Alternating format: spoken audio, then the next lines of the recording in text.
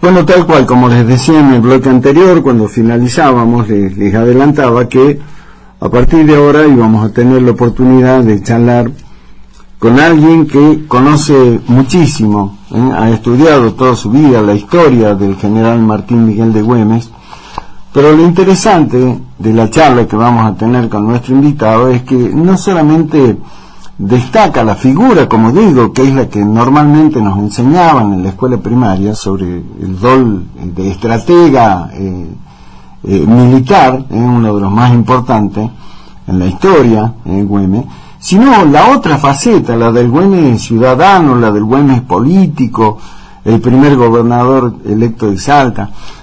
Para escucharlo muy atentamente en este día tan especial, en la previa a lo que son los 200 años de la muerte de nuestro general, vamos a charlar con el doctor Abel Cornejo. El doctor Abel Cornejo es, como todos ustedes saben, el procurador general de la provincia de Salta, pero en este caso no vamos a hablar con el doctor Cornejo sobre su importante rol institucional en la provincia, sino repito, como un estudioso, como un historiador de la figura del general Martín Miguel de Güemes. Me dice nuestra productora, la señora Lali, que ya está en línea, así que lo voy a recibir. Por supuesto, por otro lado, es un querido amigo, así que con mucho gusto lo recibo al doctor Abel Cornejo. Doctor, ¿cómo estás? ¿Cómo te va? El gusto de saludarte, Daniel, buenas noches. Igualmente, gracias a vos, Abel, siempre atento con nosotros. Así que bueno, tal cual como lo decía, qué mejor que en la previa de lo que será la celebración de mañana, el 17, los 200 años del paso a la inmortalidad del general, de escuchar a alguien, como digo, un estudioso, un historiador de la figura de Güemes. Así que queremos escucharte, Abel, no queremos preguntarte nada, queremos que vos le cuentes a la audiencia de 7 PM, a los salteños, ¿qué es Güemes?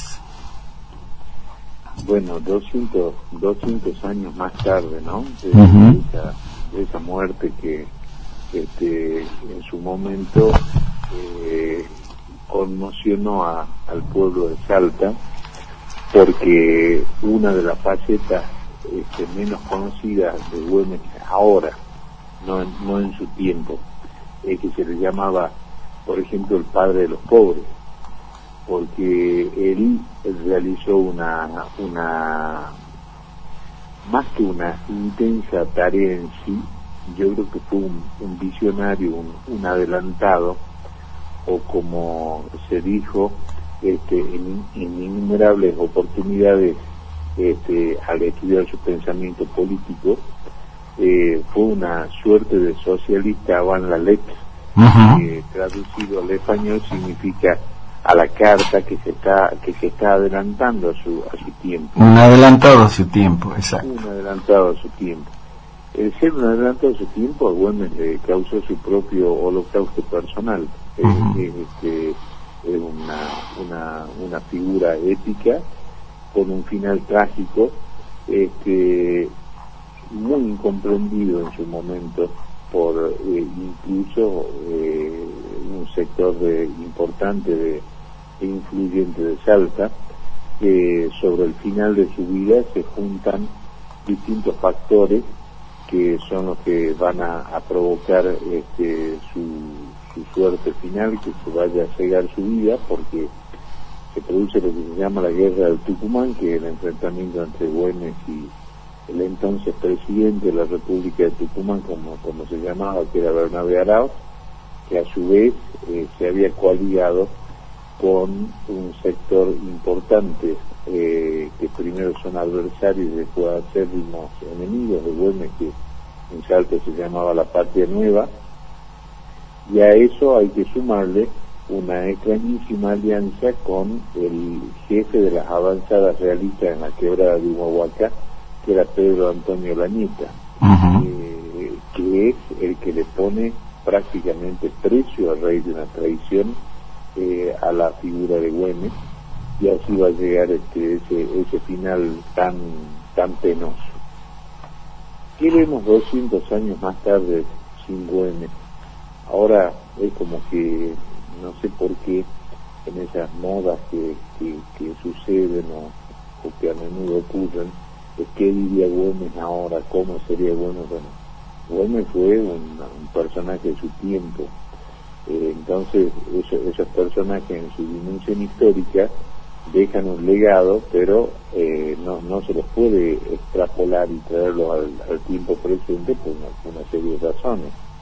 Esta tarde, por ejemplo, nos preguntaban en el Museo Güemes, donde hicieron un reportaje virtual, ¿qué pensaría Güemes ahora? Bueno, ¿qué pensaría Güemes ahora? Una ucronía, como se estudia la historia ahora, que es la contrahistoria, ¿no? Pero pensemos que en ese tiempo, salvo Calixto Gauna, que cabalgó durante 8 días sin parar para llegar galopando a Buenos Aires y anunciar la adhesión de Salta a la Revolución de Mayo, un viaje a Buenos Aires tardaba entre 16 y 20 días. 16 y 20 días que se escribe una carta política, por ejemplo, los tiempos de las decisiones eran, o había que tomarlos sin consultar porque no se podía esperar, en base a las urgencias.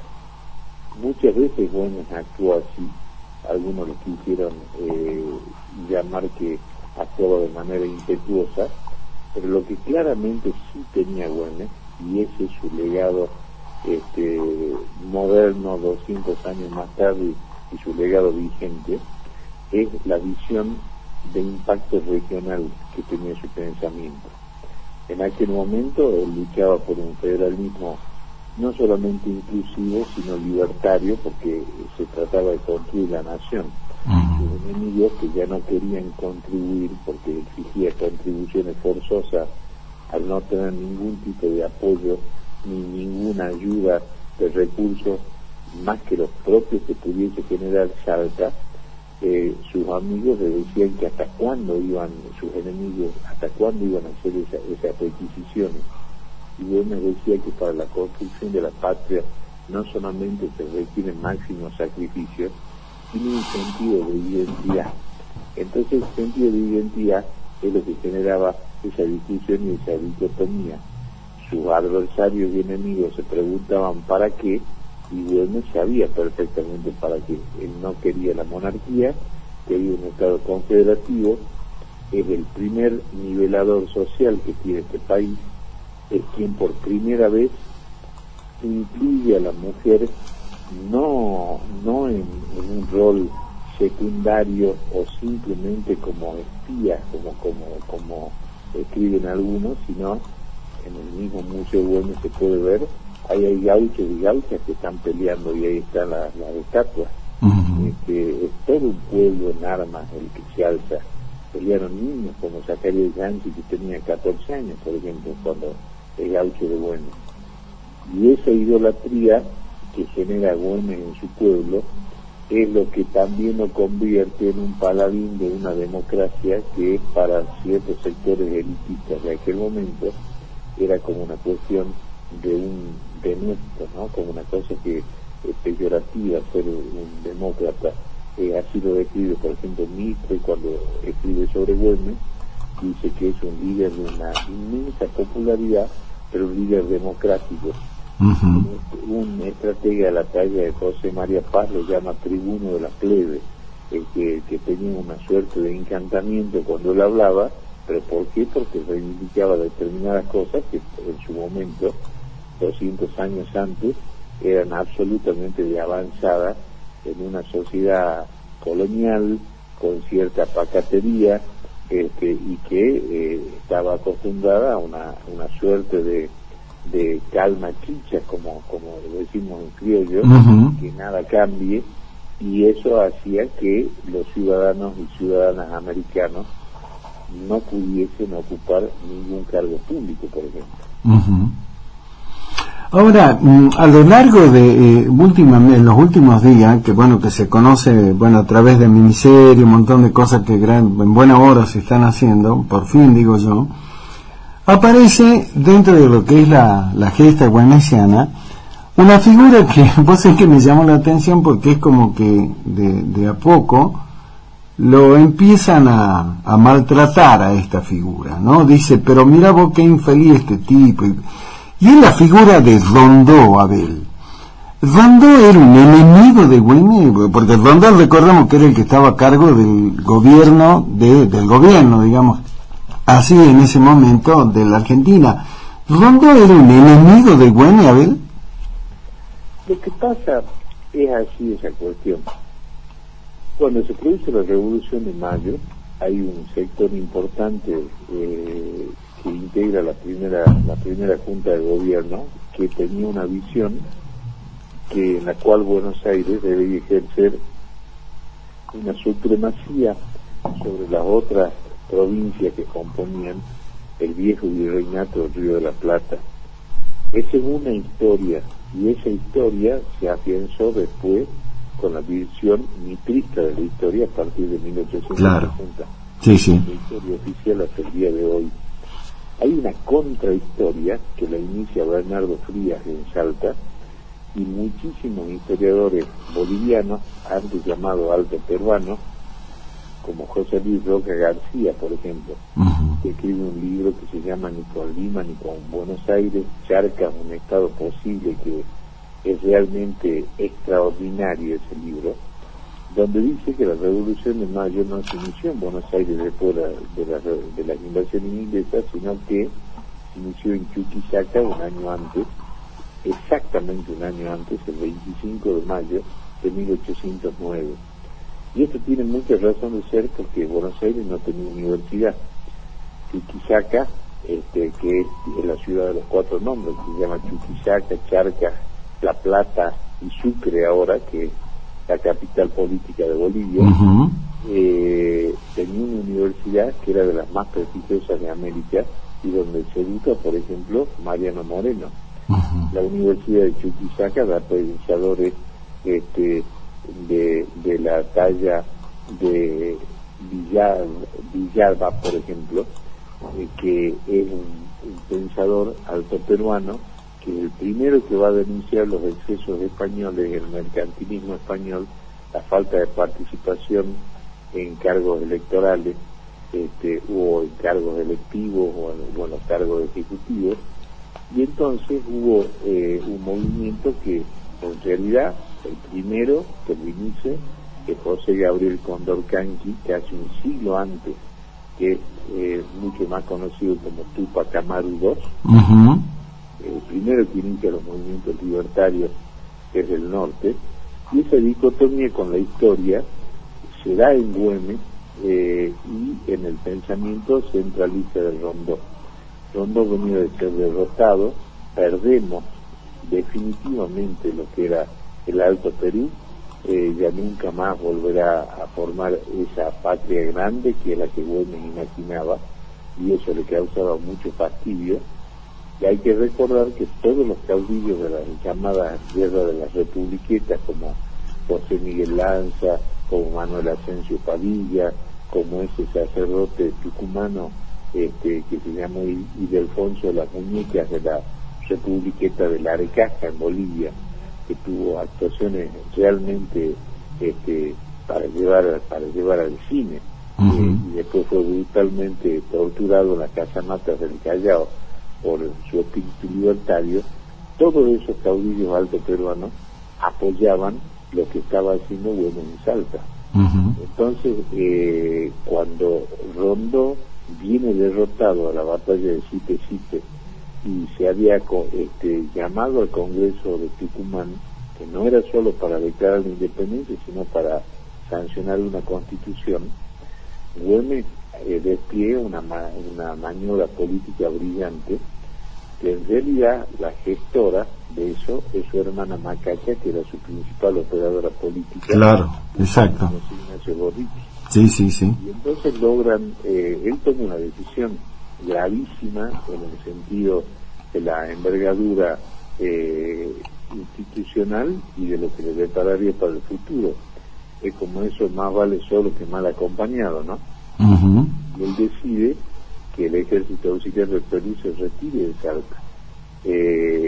Estuvo a punto de realizarse una guerra civil entre el ejército auxiliar del Perú, como se llamaba, que después lo llamaron ejército del norte, con los gauchos de Güemes, Macacha Güemes va a ser la mediadora, se firma el Pacto de los Cerrillos el 22 de marzo de 1816, y gracias a eso se puede realizar el Congreso de Tucumán.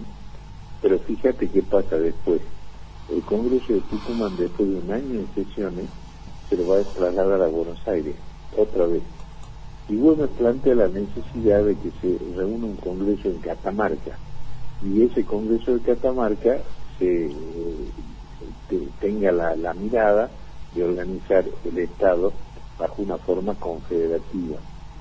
Estuvimos nosotros, la primera vez que nos llamamos Argentina, que a partir de 1853 en forma oficial, con la Confederación Argentina de Urquiza y Bederqui, en un sentido de autonomía totalmente diferente de cada una de las provincias, que en el impacto actual significaría tener una distribución de recursos mucho más equitativa e igualitaria de lo que actualmente tenemos, ¿no? Exacto.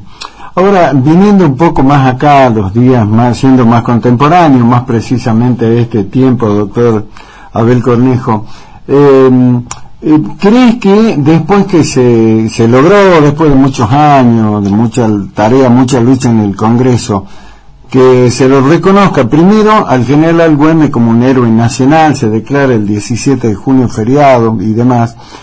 ¿Crees que en estos años la figura de Güemes es un poco más conocida que antes o seguimos exactamente igual que antes, Abel?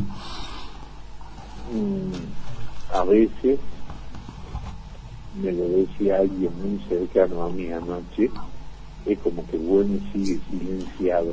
Güemes va a seguir silenciado mientras no entre a las currículas educativas argentinas por una parte, y mientras esta contrahistoria que se escribe desde el interior del país hacia la capital no tenga una verdadera discusión, que es un poco lo que te vengo planteando desde hace mucho tiempo.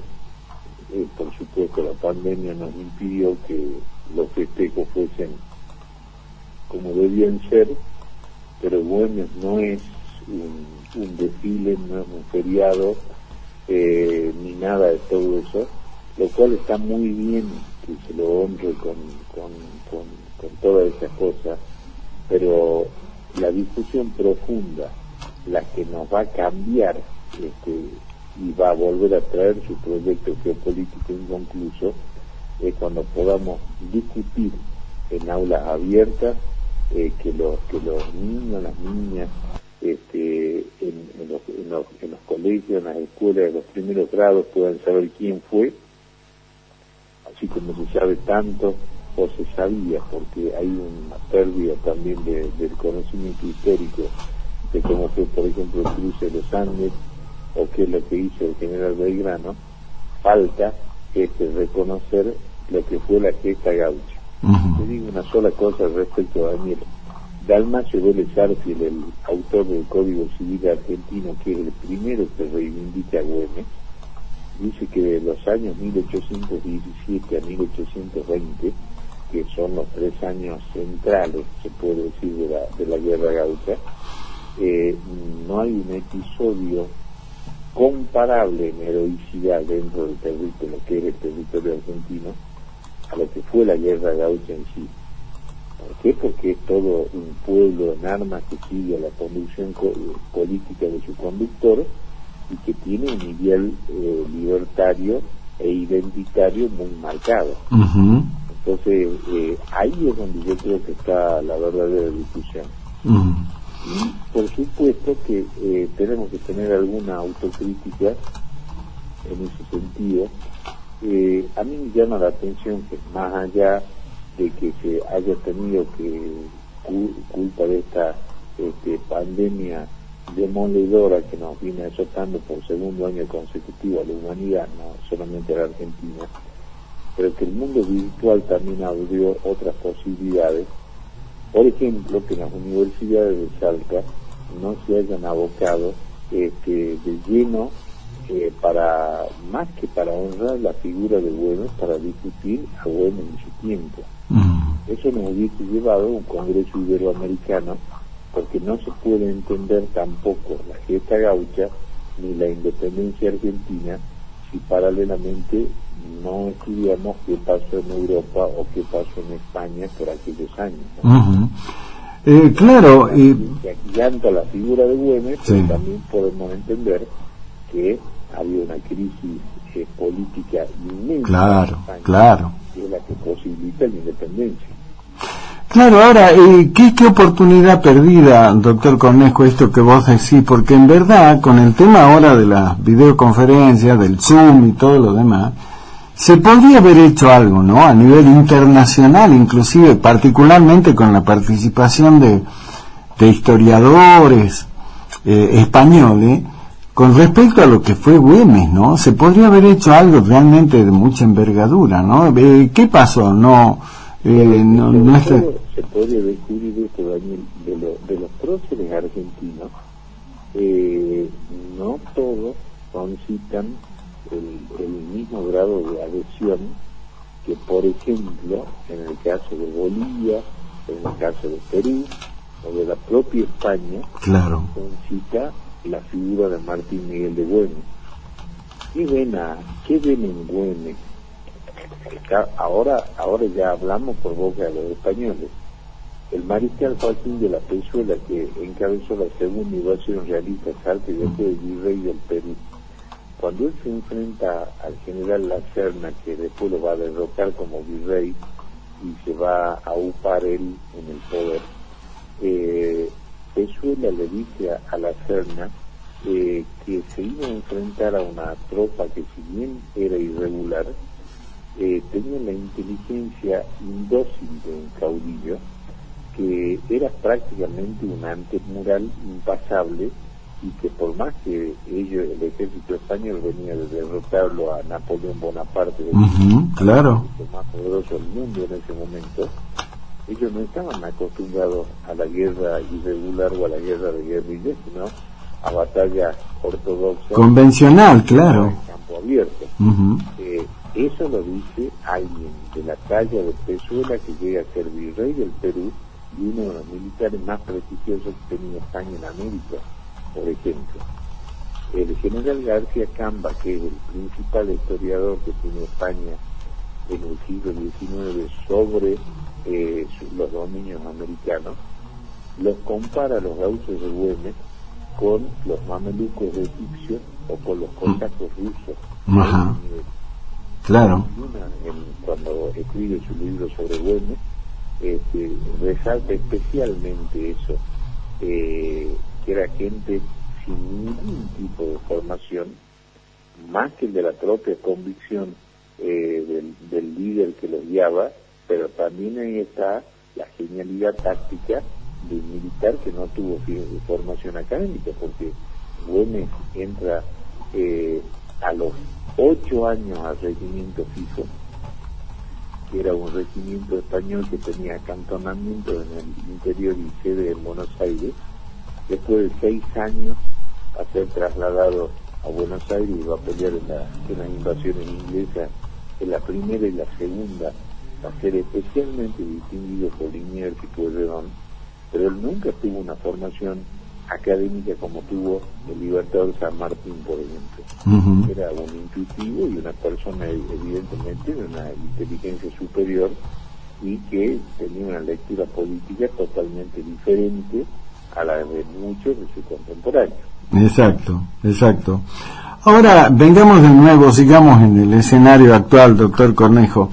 Bueno, la pandemia, como dijimos, impidió, yo lo decía al comienzo del programa, esto hubiera sido una fiesta, no una fiesta, pero sí un acto multitudinario, porque tengo amigos que viven en Brasil, a ver, te cuento, y son amigos con los que estudiamos en la universidad en Córdoba, y me decían, che, estamos esperando que sean los 200 años de Güemes, tienen un fortín, como le llaman ellos, agrupación allá, y querían venir para desfilar. Bueno, hubiera sido algo fantástico, ¿no? Pero no pudo ser. Ahora, dentro de este contexto de pandemia, doctor Abel Cornejo, esta discusión que se armó, desfile, como desfile de gauchos, sí, marcha patriótica, al final no se hace ninguna de las dos cosas, una participación muy acotada, digamos, del ciudadano de a pie, como yo les llamo. ¿Y cómo analizas todo este escenario, doctor Abel? Con mucha tristeza, porque ahí sí el espíritu de Güemes iba hacia la Unión Nacional y hacia la concordia, pero sería bueno remontarnos qué pasó 100 años atrás. 100 años atrás gobernaba Salta el primer gobernador electo por la ley Sáenz Peña, el doctor Joaquín Castellanos, y en la semana de homenajes a Güemes pasan tres cosas. En primer lugar, Güemes sale del ostracismo, porque hay que recordar que durante 90 años estuvo absolutamente silenciado y prohibido en Salta. Entonces lo reivindica Joaquín Castellanos, lo reivindica Bernardo Frías, que va a escribir esa historia monumental sobre Güemes, la provincia de Salta y la independencia argentina. Se sanciona la ley Güemes, que es la primera ley de derechos sociales que existe en la República Argentina. Esa ley Güemes. Se crea la escuela de manualidades en Salta, que era en su momento una forma de enseñar artes y oficios para dar fuentes de trabajo. Se dignifica lo que antes se llamaba la cuestión indígena y ahora los pueblos originarios. Una de las cosas que se hace en homenaje a Güemes es comprar un tren frigorífico para que todas las tribus que habitaban sobre el río Bermejo pudiesen comer pescado en las condiciones humanas que debían alimentarse, y para no enfermarse del cólera. Se pone la piedra basal para el monumento a Güemes, que va a tener que esperar 11 años para ser erigido, o sea, cuando ya Belgrano, San Martín o Sarmiento tenían sus homenajes imperecederos en Salta, Güemes todavía no tenía su monumento. Y después, bueno, había mujeres como Benita Campos, que crea una revista que se llama Güemes, que es una revista cultural que, si uno la ve en el día de hoy, impresionante. Hay poetas, poetisas, distintos niveles de escritores, es toda una camada de la cultura de Salta, que en base a la figura de Güemes, a la fiesta gaucha, relata los valores verdaderos. Y entonces esas rencillas, van a ser dolorosas, son vacuas, porque claro, lo que importaba en este momento son esas discusiones de las que estamos hablando ahora. Conocer nuestra historia, conocer realmente en qué consistió la fiesta gaucha, todo ese movimiento político que se dio, y que eso fue lo primordial. O sea, el objetivo militar estuvo subordinado al objetivo político y no al inverso. Vos sabés, Abel, que yo decía, ¿no? Hacía una imaginación, bueno, uno puede hacerlo. Y yo decía, miramos lo que sería que, por ejemplo, a figuras enormes como la del general Güemes, cuando se cumplen 200 años de su muerte, ¿no? Hacía una cosa muy de ficción, decía, bueno, le permiten volver a la vida durante 24 horas, ¿no? Bueno, vuelve después de 200 años muerto. Y yo digo, bueno, ¿y qué sería si se diera esa posibilidad y el general se resucita, digamos, ese día, y empieza a mirar lo que él asalta, que él soñó en ese momento, y el país que él soñó en aquel momento? Y yo digo, de pena se volvería a meter solo en el sarcófago. ¿A vos qué reflexión te merece una cosa así? Hablamos de una locura, pero bueno, veamos cuál es tu mirada sobre eso. Por lo pronto vería su patria acotada, porque empecemos por la cuestión territorial. El tema territorial, él peleaba para que una nación mucho más grande, que iba hasta las márgenes del desaguadero. Pero yo pienso siempre que lo que más le dolería de todo son ver las desigualdades, las inequidades, la falta de inclusión y el desequilibrio absoluto en que cayó el federalismo, que es por una de las cosas que él más peleó, ¿no? Eso sin ninguna duda, porque además una de las cosas sumamente encomiables de Güemes en cuanto a su personalidad es que él no inclinaba la cerviz ante nadie, ¿no?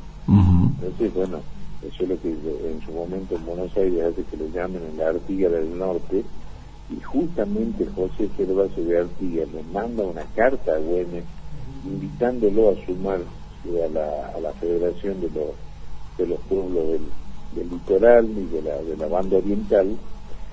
Güemes no llega a contestarle esa carta a Artigas porque lo van a matar, pero sin embargo hay una diferencia muy importante entre Güemes y Artigas, que es que Güemes, por sobre todas las cosas, aún teniendo que jurar una constitución unitaria como la de 1819, que algunos autores en su momento les llegó a decir que Güemes era unitario, a Güemes le tenía casi una obsesión por el orden y la unidad nacional.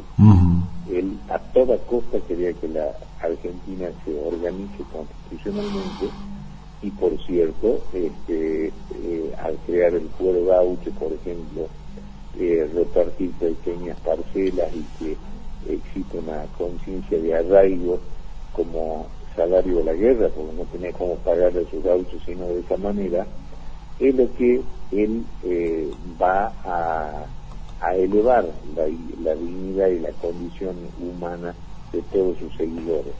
Entonces, seguramente, si lo trae hacia este tiempo, sin duda alguna, sería un líder de conductor imponente. Y por otra parte, bueno, habría cosas que le llamarían profundamente la atención, sin duda. No, por supuesto. A ver, está el presidente de la Nación en Salta, y eso también provocó en las redes sociales, también en las pintadas callejeras, ¿no? Por un lado, algunos decían bienvenido, señor presidente, otros decían mi querido presidente, gracias por estar en Salta, y desde otro lado, bueno, le decían que no era bien recibido, que es un traidor, y algunos legisladores particularmente los invitaron, ¿no? a los actos oficiales, y dijeron no voy a ir porque yo reniego de la presencia del presidente. Y esto, ¿qué reflexión te merece, doctor Abel Cornejo? Vos que me conoces bien, sabés que por sobre todas las cosas tengo un profundo respeto institucional, cualquiera sea la persona que ocupe esa función. A la Argentina le causó mucho dolor y muerte el desconocer sus instituciones, o creer que se podían tumbar las instituciones. Siempre es un motivo de alegría y de distinción que el presidente de la República visite la provincia, mucho más si viene a honrar la memoria de Martín Miguel de Güemes.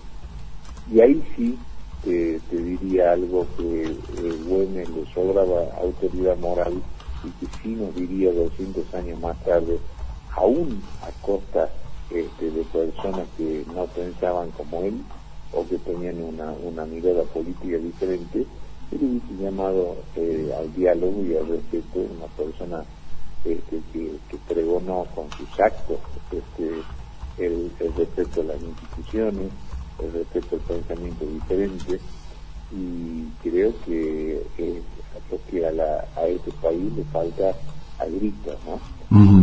Que nosotros tengamos un diálogo de calidad, que pueda haber lugar para todos, para todas las formas de pensamiento, y sobre todo para la concordia, porque si no existe concordia en un país, nada puede edificarse. Entonces no sirve ni la discordia, ni los desplantes, ni la falta de consideración ni el respeto. Así que yo con eso no estoy de acuerdo para nada. Exacto. Lo último, doctor Abel Cornejo, agradeciéndote tu tiempo, con alguien como vos, repito, más allá del importantísimo rol institucional que tienes en la provincia, siendo el procurador general de la misma, ahora hablamos con vos como un historiador, un estudioso, un güemesiano de ley, como se dice. Déjame tu última reflexión, cuando faltan horas nada más para que vivamos el 17 de junio, 200 años del paso a la inmortalidad del general. Déjanos tu reflexión final, Abel. Salta cuando se muere Güemes, se quedó huérfana muchos años. Fíjate que se sanciona, Güemes se muere un domingo 17 de junio de 1821. El 9 de agosto de 1821 se sanciona la primera constitución de Salta, después de 2 meses que había muerto Martín Miguel de Güemes. Sin embargo, las turbulencias políticas continuaron por lo menos 15 años más en Salta. Uh-huh. Entre otras cosas, hay que recordar que en 1834 se va a distinguir Jujuy del territorio salteño. Uh-huh. Algo que luchó hasta lo imposible para que no ocurra, claro. Para que no ocurriese una cosa de esa naturaleza. 200 años más tarde, en medio de una pandemia, en medio de una crisis muy importante como la que tiene la Argentina en este momento desde el punto de vista económico, con índices de pobreza escandalosos que hubiesen escandalizado antes y ahora, el legado de Güemes es un legado ético de autoridad, un legado de diálogo, como decía hace rato, un legado de concordia, y por sobre todas las cosas un legado de institucionalidad. La institucionalidad requiere respeto, requiere que aceptar el pensamiento diferente, las diferencias, y que nos podamos sentar, que los argentinos recuperemos esa amistad social que se fue perdiendo en distintas etapas. Y bueno, este es un momento para la reflexión, porque obviamente, como por ahí escuché que me causó estupor, no se festeja la muerte de una persona 200 años después, se conmemora. Claro, se homenajea la figura. Se homenaje y se llama a la reflexión, no solo de por qué sucedió y los factores que llevaron a ese episodio terrible y desencadenante de una época, sino a cuál es el legado y a esas ideas primordiales que lo animaron a sostener una lucha en soledad y en la adversidad.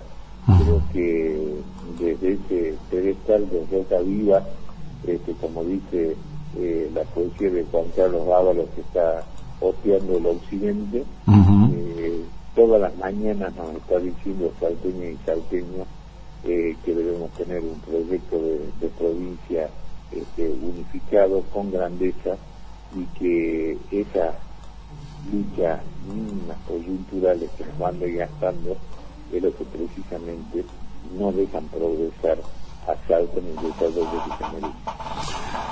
Doctor Abel Cornejo, mi querido amigo, un gusto, un placer, un honor realmente. Queríamos tenerte a vos en esta previa, lo que será este homenaje a los 200 años, este recordatorio de los 200 años de el paso a la inmortalidad de nuestro enorme general Güemes.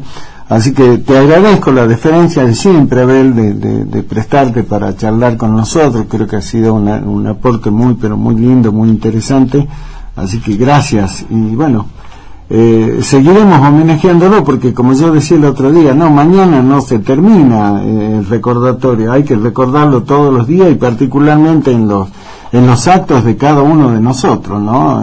Desde el lugar que nos toque ocupar. Creo que es el mejor homenaje, ¿no? Totalmente de acuerdo. Yo te agradezco infinitamente a vos, como siempre, Daniel, por tu paciencia. Y sí, una última cuestión, sí. Con lo que vos estás diciendo de que se le homenajea todos los días, quizás sea un buen punto de inflexión para empezar a pensar una provincia diferente, y de empezar a resolver nuestros problemas en base a ese legado que él nos dejó. Un fuerte abrazo, Abel. Igualmente para vos. Un gran abrazo, ¿eh? Chao, doctor, gracias.